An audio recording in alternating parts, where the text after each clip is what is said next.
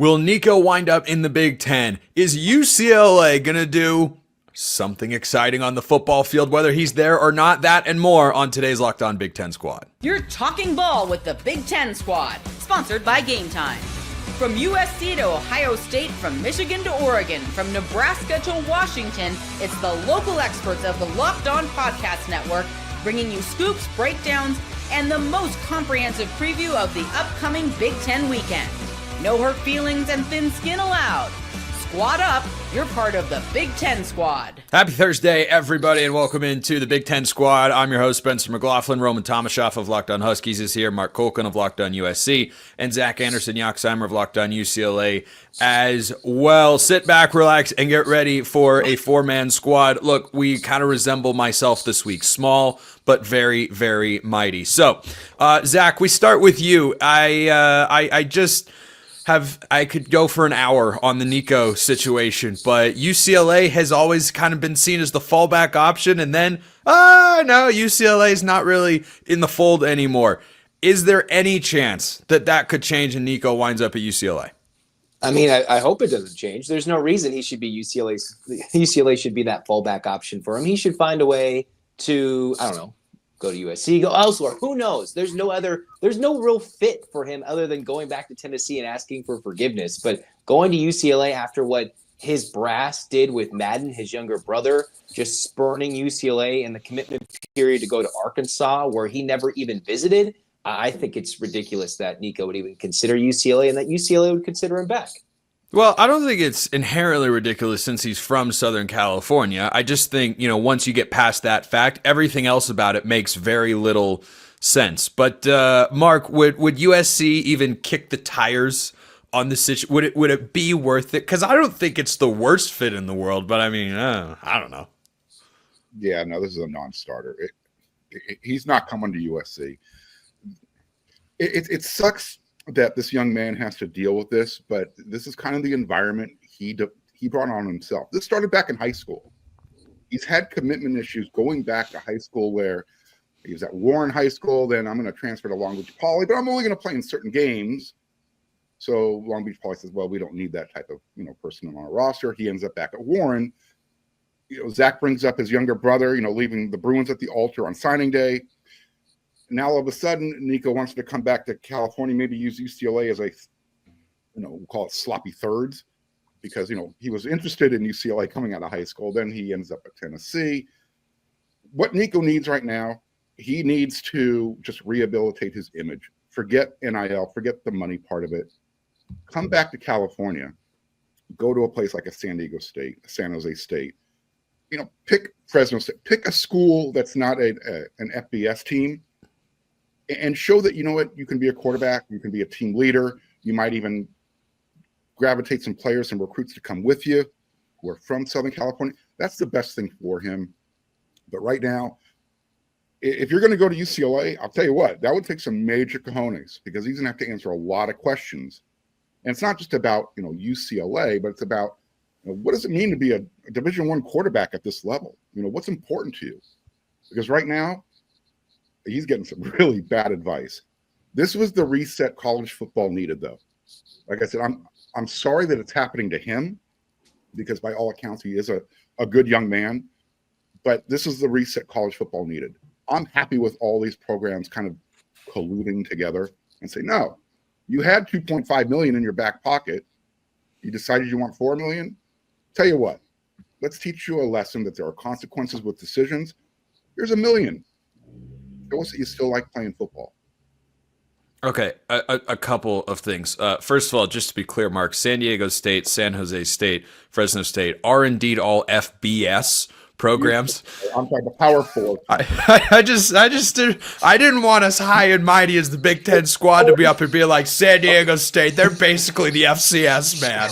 How early is it? Let's remind everybody. Yeah, I mean, I've thought of San Diego State before. I think their quarterback situation is okay at best, but do they have $4 million? Is that what it's going to come down to? Roman, I want to get you in on this, because I actually agree with part of what Mark said, which is a rarity, but hey, blind squirrels and acorns, But I think the reset part of it is actually a good thing for the sport, where a school and now the entire sport is just putting their foot down and saying, no, okay, enough is enough. Like, yeah, in 2001, you want to make the case that there was too much power in institutions and not enough for players. It's kind of hard to argue that. The pendulum, though, has swung the other way, and it has swung too far, and now the schools and athletic departments are saying, and coaches are saying, no, we're not just going to give you $4 million just because you're a super talented guy. Oh, absolutely. Where the first thing I said when I saw that Tennessee would be moving on from Nico was good for Tennessee. Was they're doing the right thing by doing this, by not giving into his demands. Where I feel, Zach, I'm sorry, but, Mark at USC, Spencer at Oregon, when we were Whoa. I am neutral arbiter of all things college football. Where's this Oregon label coming from? You're wearing a green shirt. Yeah, you are wearing a green shirt. Whoa, this is Army green. This is locked on Army green. There is no team on here whatsoever. I don't stand for such accusations of bias. I bet you it says Ducks on the back. Yeah, if I'd put on a piece of tape and written it in Sharpie, sure. It still counts. Before Spencer had to go and defend himself here for no reason, when I was gonna, not just totally run down Oregon for the first time in my life, I was like, if my whole thought process when this originally happened was, if Nico can ask for 4, Bo Nix in 2023, Caleb Williams in 2023, Michael Penix in 2023, they should have asked for 30. Like, that's if Nico's stat line from 2024 was, anything remotely in the ballpark of somebody who deserved $4 million, I think the Tennessee would have been okay with doing that. But it's ridiculous. And Zach, when, UCLA got in the mix and then now has seemingly backed off, I kind of felt bad, because it's just one of those things where it feels like way too much of a headache at this point. So getting a hard reset and finding a way to go and, remake your image, just find a way to prove that you can't miss long on every other throw, where there's a thread I saw on Twitter of there's 5 minutes of him missing long on just wide open receivers time and time again. If you can go find a way to rehabilitate yourself, not, just in terms of how you actually play as a quarterback, and hone in on some of the things that made you a 5-star prospect coming out of high school, great. But you haven't proven that yet at any point outside of, some flashes. Yeah, I think there is a twofold shift that he has to undergo, and I definitely do not believe that this is all him. There are external factors that are driving the bus here, and I do echo what Mark said, that I feel bad he's at the center of it. But it is kind of a reset that I felt like was going to come in college football eventually, because he's out there asking for $4 million. He's capable of being a $4 million a year quarterback. He is not that right now. So he's left looking for a situation where someone's going to be willing to overpay for him, and he's going to rehabilitate that program's going to be able to rehabilitate his image and also his play on the football field. Like, I don't know who that is. Everyone's pulling out. If UCLA is like, we're good. North Carolina is like, we're good. He entered the portal with a do not contact tag. Maybe that's changed by the time you're all listening to or watching this show. But I don't know where else he could wind up but back at Tennessee. Tulane even pulled out of the show. Yeah. So that's all you really need to know. Look, I don't think Tulane would have had the money. Tulane could find $1 million. Tulane's not a poor school. No. They could find $1 million, but if he was sticking to the $4 million number, we know they don't have that, because that's what their quarterback just got to go to Duke. Like we've all been agreeing upon, we needed a reset right now, because this actually started during the playoffs. If those allegations are true that he was trying to hold out for more money to play in the playoff game, college football needed this a lot. I mean, it needed it desperately, because we're at a stage right now where the tail is literally wagging the dog, and you can't have it. The schools have to remain in power in some way, shape, or form. No one's saying the players shouldn't get paid, but this shouldn't be free agency on steroids. And that's what it's turned into, where you've got parents who think they're agents, and they're looking out for their own self-interest. They're not even looking out for their kids' self-interest anymore. No. But like, anybody who's gotten in Nico's camp and encouraged him to go down this path doesn't have his best interest in mind. He's now an incredibly toxic name in college football. He's struggling to find a quality. There is no way his football situation in 2025 is better than what it would have been if he'd stuck it out and stayed at Tennessee. I don't know that he's going to get as much money as Tennessee was already paying him. I don't think he's going to be on as good of a team with a coach as good as Josh Heupel. I think it's all kind of a mess. We might circle back to that, but we are going to circle back to the UCLA Bruins because Zach is here with our continuing trend on over or under the Bruins in 2025. That's coming up next. First, this episode brought to you by Upwork. Scaling your business requires the right expertise at the right time. With Upwork, you can find specialized freelancers in marketing, development, design, and more. Experts ready to help take your business to the next level. Upwork gives business flexibility by connecting them with top freelance talent across multiple industries, including IT, AI, web development, and marketing. Whether you need extra hands for a project or a long-term partner, Upwork makes hiring simple and affordable. Finding the right talent is what you want to do as a business, and they're here to help. If you need help with a marketing campaign, Upwork can connect you with a freelance expert who delivers incredible results. Cost-effective growth. Instead of hiring full-time, Upwork helps find affordable, top-tier freelancers to scale your business efficiently. Visit Upwork.com right now and post your job for free. That's UPWORK.com, Upwork.com to connect with top talent and grow your business today. Check them out at Upwork.com. All right, so Nico or no Nico, Zach, UCLA will play football this year. How many people will be watching? I mean, I hope you will, at least. But I don't know. Give me a snapshot of optimism for UCLA going into Deshaun Foster's year 2. They have one of the lowest win totals in the Big Ten. Do you think that's a sign of disrespect to what you guys have down there? I think Deshaun Foster's building something. Doesn't mean they're going to get 8-9 wins. Doesn't mean they're going to a playoff and they'll be in Indiana. Of course, the super optimistic fool like I am could think, oh, Indiana 2.0 this year. But it's really trying to figure out what the quarterback situation is. That was already the question prior to any Nico rumors, anything. It's what can they do with a one-year rental with the JUCO extension for NCAA eligibility. They have Joey Aguilar coming from App State. They don't really have a future behind them, and it doesn't seem like Aguilar is running away with the job in spring camp, which is a bit of an uh-oh. The defense, which was good a couple years ago, Kaka Molloy had some remnants of that last year. That's mostly all gone. But a new offensive coordinator, which should breathe life into the offense with Tino Sunseri, and then you mix in a Kaka Molloy hopefully working some magic. This is a team that I think could surpass that low over-under for the win total. It's 4.5. So repeat of last season, and you're going over if you want to spell some optimism in there. But make your declarative take right now, Zach. Over under 4.5, because I got to tell you, I don't love their schedule. Boy, I don't know. I think they can go over. Now, I'm the optimistic fool, so I'll make that clear. Bias blue, I'm wearing it all. Spencer doesn't. He wants to go neutral arbiter. We know he's wearing green.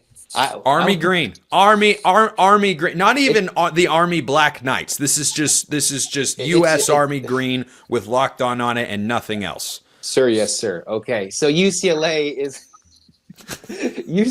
going to go over, whether it's by the 5, whether you get some pins in the lane and call it bowling, whatever it might be. I'm saying UCLA can go over and might go. UCLA had a horrible start last year and had all the reason to give up, and they had a good, strong finish. And that was with a horrible offense, an unexpected presence from the defense, and some big wins down the stretch. I'm not going to come out here and say they're going to win 8-9 games, but I think there's room for optimism that they can pass 4.5 to 5 to 6.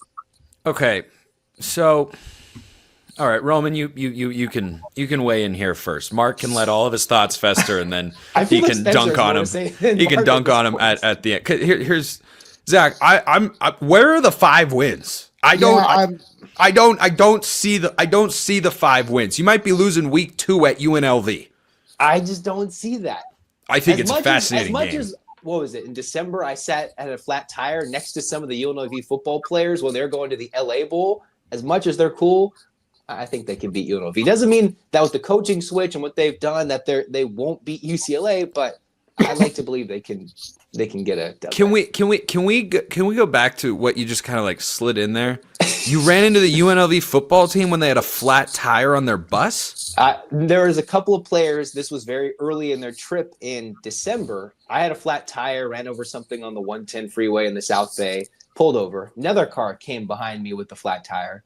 And there were like 3 players from the UNLV football team who were telling me oh, such and such will win the Heisman. This is what happens. Oh, this is cool. We met the new coach. And this is right before they went out and got the dub. How about that? Zach Anderson y UCLA, a connected man to UNLV football. Okay, Roman, you see 5 wins for UCLA here? I'm seriously struggling to see where they come from. So as I look at this, it's going to be really funny because let's run in Zach's hypothetical world here where they do beat UNLV. This 3-game winning streak is going to be the best part of your fall, Zach, where UNLV, New Mexico, Northwestern, and then who's the other win in here? Maryland? Oh, absolutely. Bring on Maryland. I mean, that's your most winnable Big Ten game. I think that's more winnable than at Northwestern because you have to go on the road to Evanston in that, makeshift stadium. Like, it feels weird. Crazy things could happen. Yeah, for a UCLA win. I think we can make the math work for 5. Absolutely. Okay, name me the 5. Let's see. I'm cocky enough to think maybe they can mess around against Utah. Week 1 and get one of those dumb college football wins that makes no sense. Like a week 1 where you're like, oh, what happened there? I think UCLA at home could do something weird there. Obviously, the other 2 non-conference games. And then you mix in Northwestern. You mix in the likes of Maryland. Last year, they messed around and won at Nebraska. Nobody saw that coming. Not saying that that's going to happen this year or anything, but weird things can happen in the stage of a season where a team could overlook UCLA and the Bruins could steal one again this year, and that can account for the 5 to 6 wins. Should they? Are they good enough? Do they have a lot of question marks? Absolutely. But as I said, I already qualified this. Optimistic fool. You're looking at him. You're hearing him speak right now. The last 3 games of the season. I mean, the most winnable one is this guy's team. That's Roman for those listening on podcast. That's the most winnable game. And I like Washington's quarterback a heck of a lot more than whatever UCLA's doing. Like, Roman, you got any worry going to the Rose Bowl late in the year? Not really. I'm planning on being down there, like it's my mom's birthday weekend and everything. So I'm expecting, a nice solid victory right before Thanksgiving. I think that's going to be a whole lot of fun to be at, coming home and doing all that sort of stuff. But I look at UCLA and I say all of the best players that impressed me when they were up here last year, they're all gone. Like there's not a lot that I look at this UCLA team on paper and say, oh, that's somebody I'm going to watch out for. That's somebody I'm going to watch out for. I don't see it. Okay, Mark's been waiting patiently like a kid in a candy store, ready to go crazy and fill up his bag. So you go ahead, Mark, and make your case for UCLA over under 4.5 wins. So I'm going to surprise a few of you here, well, the few of us here. Oh, last year was kind of atypical of how UCLA football comes out of the box. People don't realize they're on the quarter system. Those guys don't even start classes until beginning of October, it feels like. So they typically are always focused on football. I can see these guys coming out of the box 4-0 and then losing their final 8.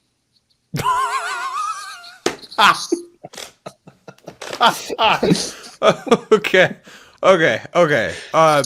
The first 4 are Utah, at UNLV, New Mexico, who has a new coach, and at Northwestern. Remember, no classes. They get to focus on football. These aren't exactly. This isn't Murderer's Row, Spencer. Let's not try and make this into. This is a really no.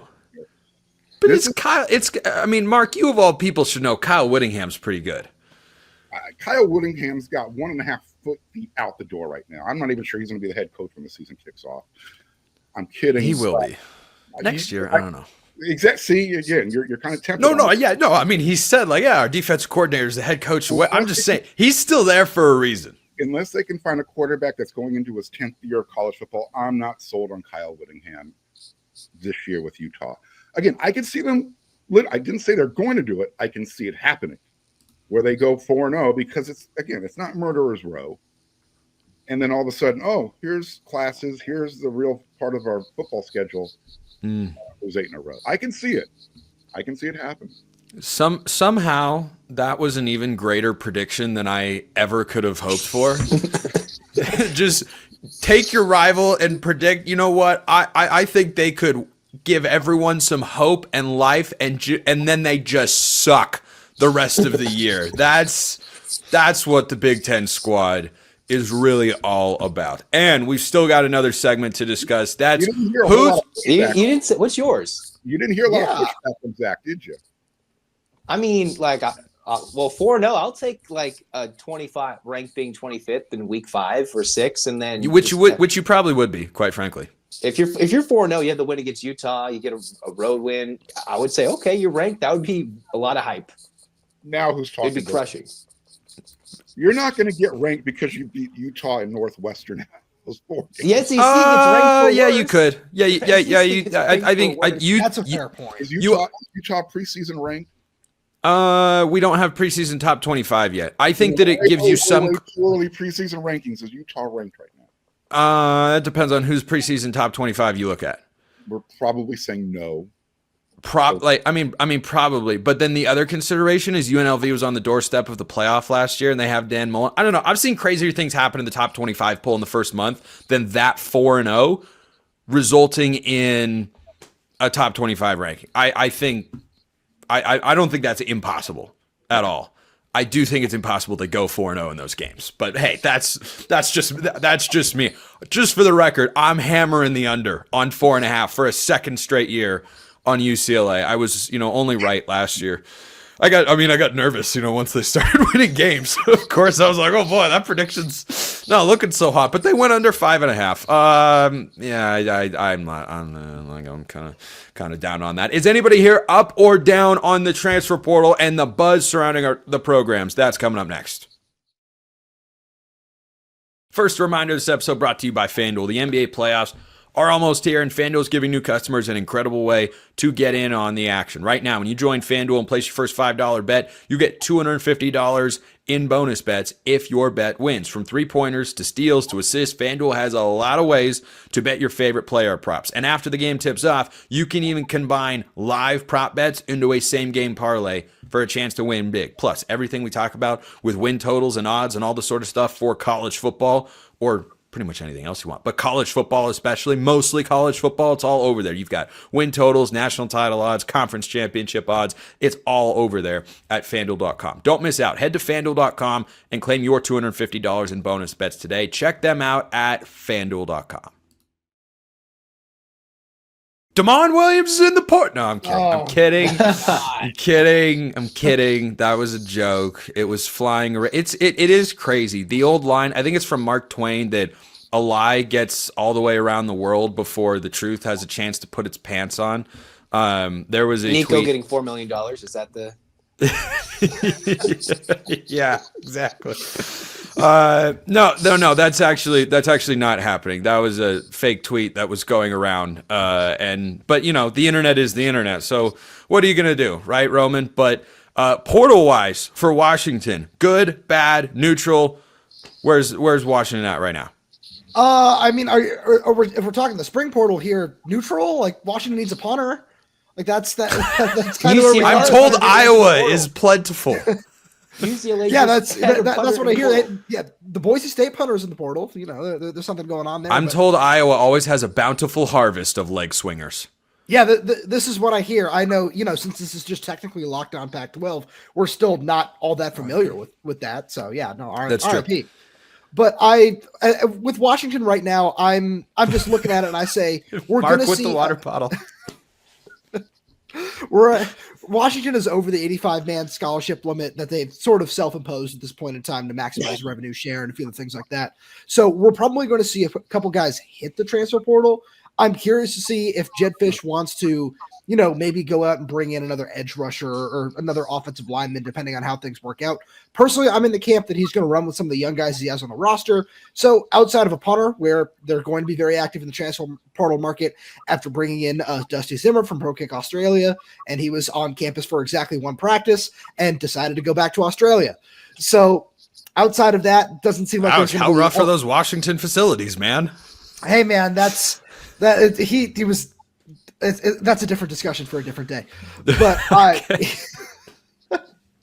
no, it's like one practice. He's like, nah, I'm out. Like, what did he step on that? Does he hate water or something? What's the problem? Something like that. No, it seems like he was just a little unfamiliar with how football really worked on this side of the Pacific Ocean. So Was he under the impression he was going to have to tackle or something? Like, Yeah, probably. that only happens once in a blue moon. But Mark, USC and the spring transfer portal window.